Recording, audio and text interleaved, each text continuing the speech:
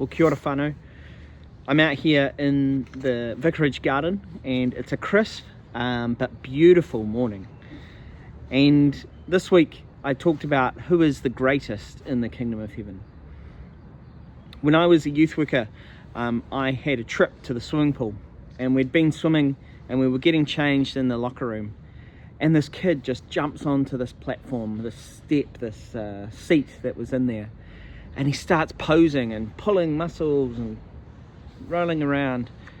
He was having a great time and the kids were getting really into it. They were pumped up and I was like, oh my gosh. But it all ended very quickly. As one kid pointed out, you've got your undies inside out. And he went from this hero to like cowering in the corner in shame. It was a moment that you got to see what teenage boys really care about. So what do we care about? What does the world care about? What is the world's greatest? What makes them the world's greatest? Because in our passage in Mark today, Jesus says, you know that those who regarded the rulers of the Gentiles, they lorded over them, and their high officials exercise authority over them. Who were the greatest in the kingdom that Jesus walked around? Well, the greatest among us are often the successful, the visible, the ones who have achieved, the ones who have influence, or maybe just some of the greatest amongst us are just literally in charge. Now, when we think of Jesus' time, who do you think he was talking about? Who is the greatest in the empire? Of course, it's Caesar. Caesar lorded it over them, and their high officials exercise authority over them. And if you were on the edge in Jerusalem, you would have been subject to Caesar. Everything you earned, all that sort of thing, went all the way back. They exploited people. It was a culture of getting ahead. But are we any different? Who do we consider the world's greatest? Jesus continues, it's not to be this way with you.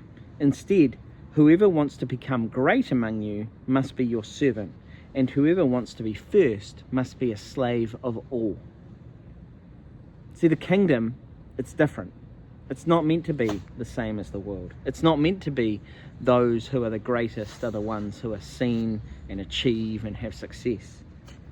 But instead, what we see in Jesus' life is that the kingdom recognizes people who are unseen, the people who have no social credit, the people who, in the world's eyes, would be considered unsuccessful. In fact, he asked people to give their life away. That's pretty much the definition of unsuccess. And instead of being in charge, Jesus says, actually, the greatest person in the kingdom is the slave of all. Now, a slave directs their primary activities not to their own interests, but to the interests of someone else. And then he continues, and this is where we get to the crux of this. Who is the absolute greatest in the kingdom? The slave of all. Well, Jesus says, for even the Son of Man did not come to be served, but to serve, and to give his life as a ransom for many. See, once we understand this, once we get that the kingdom is upside down, that what Jesus did for us, the cup he took on, we see the reality of how he served us, and it changes everything. The greatest in the kingdom of all is the slave of all. And when we think of that, the slave of all is Jesus. See, in stark contrast to going after glory, being successful, achieving, he gave his life away. He insisted that other people live instead of him. Amazing. And Jesus completely transformed the culture. He made it about serving others. That was radically different from the culture around him. The early church took this on, and many of the great organizations throughout history have been started by Christians to serve others. Just think of hospitals, universities, the hospice movement, aged care facilities, orphanages, Red Cross, Tear Fund, World Vision, all started by Christians. But they weren't invented, like hospitals weren't invented because Christians held a meeting and decided they needed a new institution. They emerged because the community shaped by Jesus couldn't walk past the sick. The orphanages grew because followers of Jesus couldn't ignore abandoned children. Hospices grew because Christians believed people should die with dignity. These organizations became the fruit of the culture that Jesus changed. Through his life, through his dying, through his resurrection, Christians changed the reality of our world. And you even see this play out in modern society.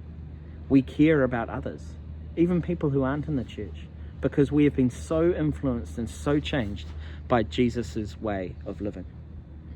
Now, the great thing is that I think we already hold this.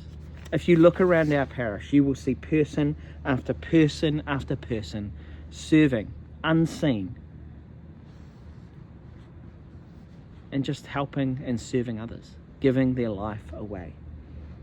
This culture permeates our parish already. And so may we continue to focus on being servants of others, giving our life away and following in the footsteps of Jesus. Who knows? We may change the world.